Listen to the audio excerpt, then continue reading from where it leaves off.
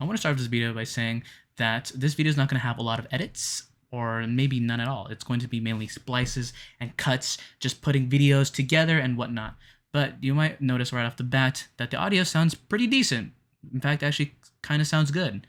And that's true because I'm using the main microphone for this. But the video looks horrible. You might be wondering, should I just wipe some dust off or something? Well, no, because I'm using possibly the worst quality in the camera. And of course, I'm talking about 179 by 144p, or 144p for short. P stands for pixels. Now, what exactly does that mean? Well, it just kind of means the quality there is in a video. Right now, I'm looking at myself through OBS Studio, and you can kind of notice how the video kind of looks a little short. But back in the YouTube days, back in 2005, 2006, and maybe up until 2008 or 9, these were kind of normal. And even before YouTube, like eBombs World or 4chan, or even other websites maybe I didn't know back in the 90s. I was born 2001, but that doesn't really matter. Now, 144p was kind of acceptable. It was mainly on flip phones. Maybe if you guys remember the sidekicks that you could flip the phone up and it would kind of do a sideways camera. Now, of course, the sidekick has gotten a lot better. I think it had a new remodel around 2009, and that's when it introduced 360p, but right now I'm at 144p. Here's how 360p looks like. Now this is actually 360p, and this is almost going to 480p actually, but you can kind of see everything a lot more clearer, a lot better. I can actually fit this in a full screen, and you can probably see the microphone that I have right there.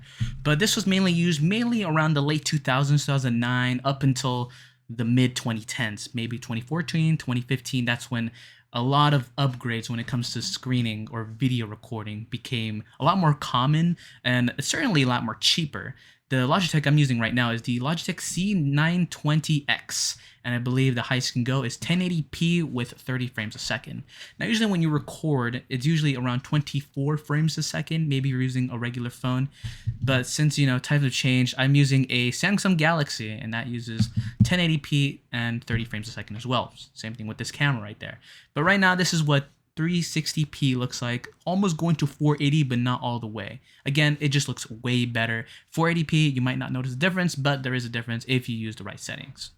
Now moving on, this is 480p. Now this might seem a lot more clearer if you're using a bigger screen. For example, if you're using a computer or a TV or maybe a big monitor, you might notice the big difference. It's quite clearer. But maybe if you're on a smaller screen like a phone or like maybe a Nintendo Switch or like a tablet, you might not notice the difference too much. You might see it if you have a trained eye.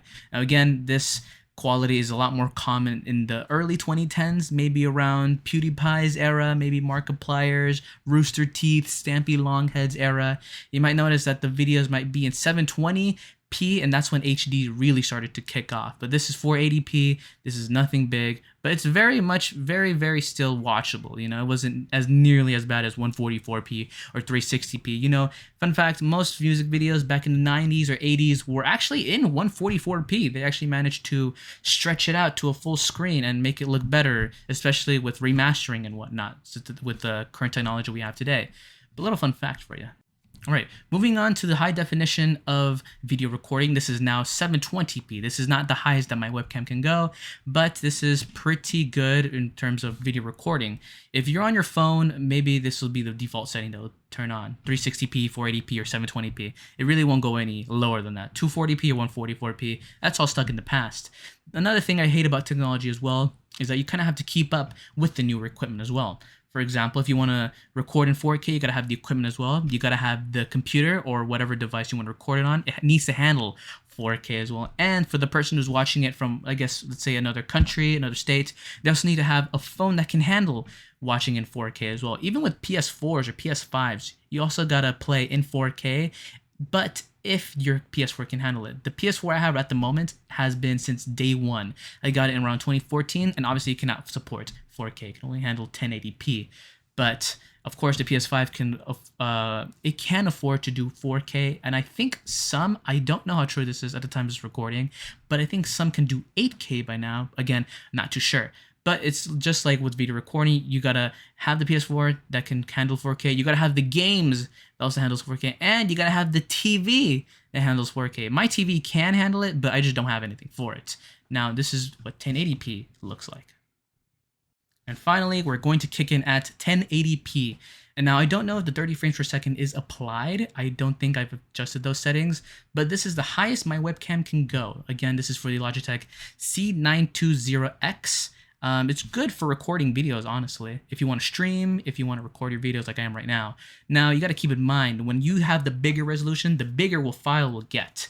144p is probably not even anything for the computer since it can handle gigabytes and terabytes worth of things. Again, this is how far technology has gone. Storage is also a really big thing as well. Now, 144p can probably be like, I don't know, 10, 15 megabytes. That's nothing.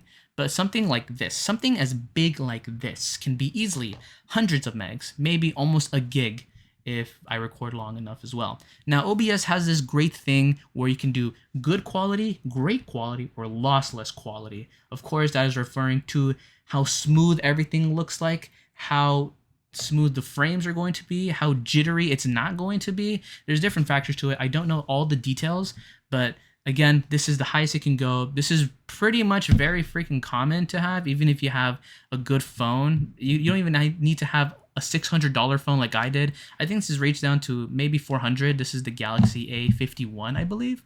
You can probably look it up on Amazon. It's probably $400, $500, somewhere around there. I don't think it's nearly as like how it was 2 years ago. I think it was around $700 or $800 when I first got it. But yeah, this is pretty much the video saying on how resolution works. This is not really an informative video. It's just to show how far technology has come in when it comes to recording videos. And I imagine movies as well have gone so much higher during the days. You know, obviously I don't have a Nikon or a Sony camera to record outside with, but this is the best I can do at the moment. But anyways, thank you so much for watching. Bye-bye.